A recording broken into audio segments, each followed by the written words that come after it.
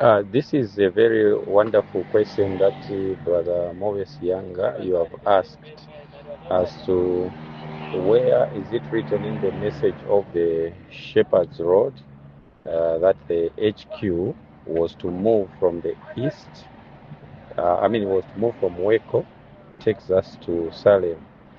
Okay. Um, in answering this question, Brother Moses, you'll be able to see that I don't know. I'm just coming in because Brother Chilara did not finish his presentation, for which I hope as he comes to the close, he was supposed to touch these, or he would touch them because he was still on the floor before Baishan or any other were called in. So when we start the study, where it starts, you find that it starts with the angel of Revelation chapter 7, when he started to ascend from the east and then going to the west.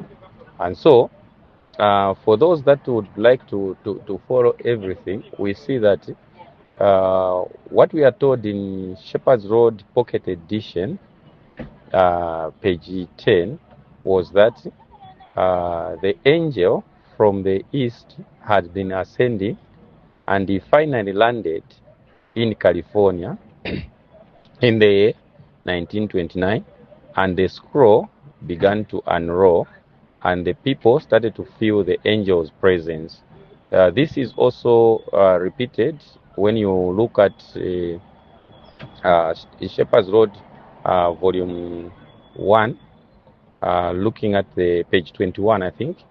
Yeah, because I didn't bring this to the fore, because I've seen that maybe it is quiet, so that as we are waiting a detailed response, I would give you a brief one.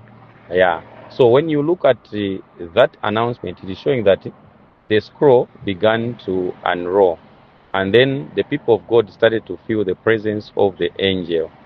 And so that arrival of the angel in the west is connected now to when the prophet himself was writing with the movement from California to Waco, Texas. He said that that eastward course was to be seen in the mighty river of Ezekiel 47. So we see that the connection between Revelation chapter 7 and Ezekiel 47 is the one that necessitates the eastward movement. And so you see that just like the Shepherd's Road was able to quote the writings of Ellen White, that the visions she had in the eastern side of America, okay, is a signal that the angel started his ascent to the west, and then he finally arrived. So we see that the arrival of the message that we call the Shepherd's Road is indicative of the sealing angel that started his ascent from the west. And so when you pick it up now in the Shepherd's Road volume 2, especially when now it is looking at the mighty river of Ezekiel 47, you find that it connects now that eastward direction and the east itself and all those, we see that the message that arrived was to do away with idolatry. And so when now you go back, like part of what Brother Chilara also had quoted in his studies was looking at what Ellen White had written, because when we say in the Shepherd's Road, then we are reducing the power of what we are given as Davidians, because what we are given as Davidians is what is contained in the bowl, and in the bowl we have two golden pipes that the Lord used to pour this extra oil, which we see that the first pipe is Ellen White and the second pipe is V.T. Hotef. And so even when you go to our tracts, tell us that get your doctrines from the bowl. So when you go now to the bowl, you find that when you connect Testimonies for the Church volume 1, pages 146 to 149, that now Sister White was discussing things related to the east and the west, and that God was moving hearts in the west to receive the truth. And so that is where you see that once the truth has been gained in the west, it was to go eastward as it was conquering idolatry. Now, just like fast forward, because I know maybe a detailed one will come, because we want to give simple answers as we have been advised. So we see that when they were settled at the Weko, we are told that they followed the eastward stream as it was going east. And a time came, according to the symbolic code number 10, that the prophet said that Weko had done its work, and the time of selling that was come, and it was subdivided and sold. But before the prophet could make a final statement on it, we are told that he died. Okay?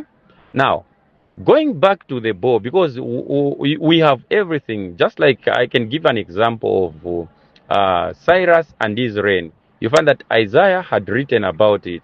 So when Cyrus attended to the throne and he was told what was written about him 700 years, he came and understood what God was saying, and he fulfilled that purpose. And so even us going back to inspiration, this time in Testimonies for the Church, Volume 1, page 414, we find that God now tells us something very interesting to say. Ellen White saw a company that was raised up in the East who will consistently obey the truth. And so you find that those are the things that help us to understand the eastward course and what God Himself says about it. Yeah, so basically, I've given it in brief, Brother Move. I don't know if you have other rider questions. And as we wait for Chirara also to conclude, then we'll see how far that would go, because the question is just directed at where that is written. So I've given the best of my knowledge as to the eastward movement and where you can find those quotes that can be able to help on that one. Thank you so very much.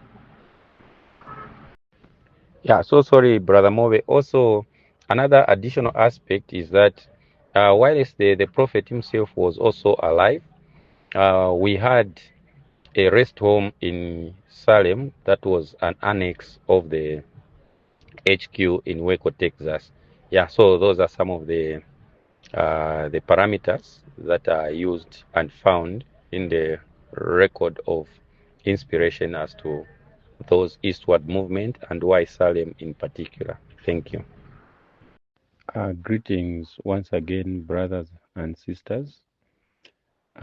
This question that Brother Move had posed really touches my heart, because it is one of the questions that helps to actually understand more of why we as the Davidians were to move eastwards. But particularly the question is saying, uh, did we have an announcement, or is it written in the road that the HQ must be in Salem or Salem area? So I thought of adding to what, like I mentioned, where Brother Chilala started the last time around, where we see that everything starts from the Revelation 7 and then goes to connect with Ezekiel 47, that the prophet himself was able to bring together those things. Yeah, so before I give everything from the start, like Brother Chilala did, I just want to zero in especially on the Salem name itself and why some Davidians like us are in the east and in Salem. Yeah, so I'll forward two quotations and then give some background information so that we understand that the choice was not just arbitrary to say, no, we want to be in Salem, but it is because that was a land that was part and parcel of the association, just like Wako was, except Wako, we see that there was a time that it served as the Lord's association, and then the prophet decided to sell it because we are told to say its work was done. and that is why we feel that we could not return to Waco because it had fulfilled its purpose and it was subdivided, as we'll be able to share a few quotations. Okay, so let me begin by sharing a quote and maybe make a statement or two so that we may be able to at least bring Brother Move and any other that would want to understand more why there are those of us Davidians who feel that the Lord desired that we should be in the East and why Salem in particular. All right.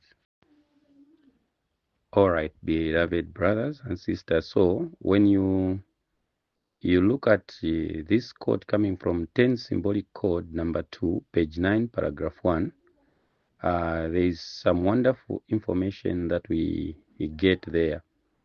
I read in your hearing, it says, on May 29, a special meeting was held in Salem, South Carolina, for field workers and Davidians in that area.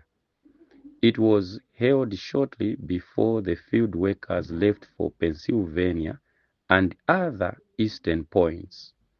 Davidians came from considerable distances to attend, and recordings were made of the meetings.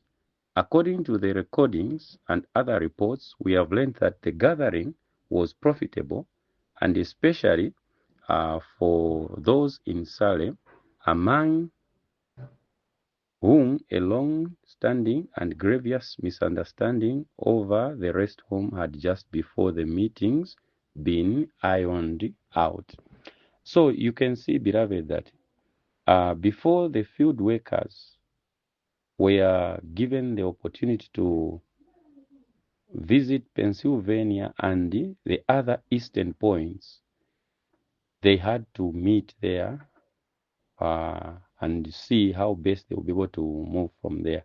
So we can see here that Salem, South Carolina, became more like a center or the entry point, or should we say the point where people were supposed to be able to visit the eastern points. So because the main point is that we are looking at why in the east people were to settle there.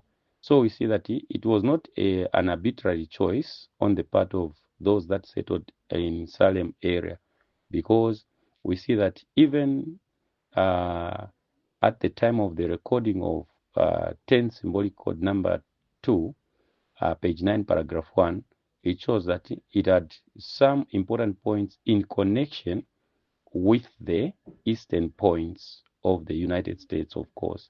So we see that this becomes one of the very interesting points that we get from there. So we see that the name Salem is attached also or connected to the eastern points, as we see from that one over there. All right.